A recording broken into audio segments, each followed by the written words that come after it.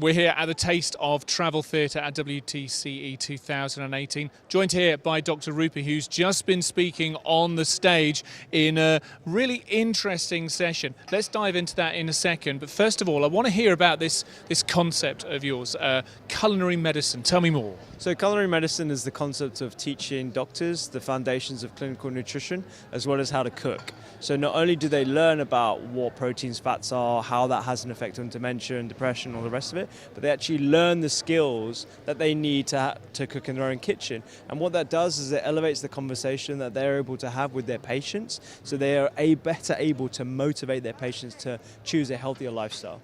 It's really interesting how you're teaching doctors some of these skills. One would think that these skills would be part of their training in the first place, but actually it's not, and that's the thing that surprises me.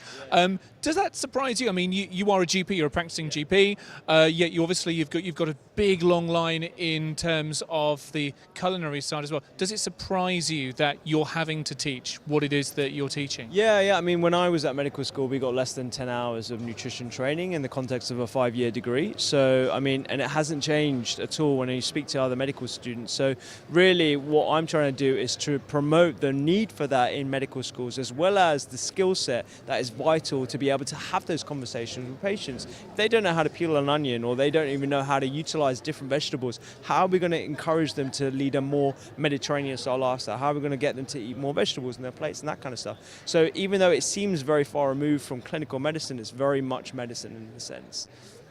Now, you've just been speaking on a panel session here at the Taste of Travel Theatre. Tell me what sort of topics you were diving into there. Yeah, so we talked about the responsibility of the airline industry actually in providing healthy options, because currently they're pretty dire up in the sky, and if you're going to be there for anywhere between 5 and 12 hours at a time, you're going to need to provide that option, like for sure.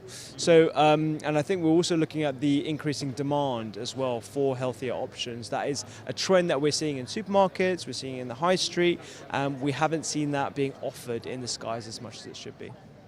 And before we go, just tell me about why events like this, why panel sessions like we've just had, and industry shows like this are important in terms of sending out the right messages, in terms of the kind of conversations they inspire. Definitely, yeah. I mean, my whole thing is trying to improve the conversations between the medical industry and the different industries that have an impact on health. So I'm trying to do that with culinary medicine. I'm trying to get more chefs having conversations with doctors, but also I think across the board, when you're looking at anywhere someone has some food or has the opportunity to buy food, that's where we need to intervene, because lifestyle-related disease is all about what you choose to put in your plate as well as how you live your lifestyle.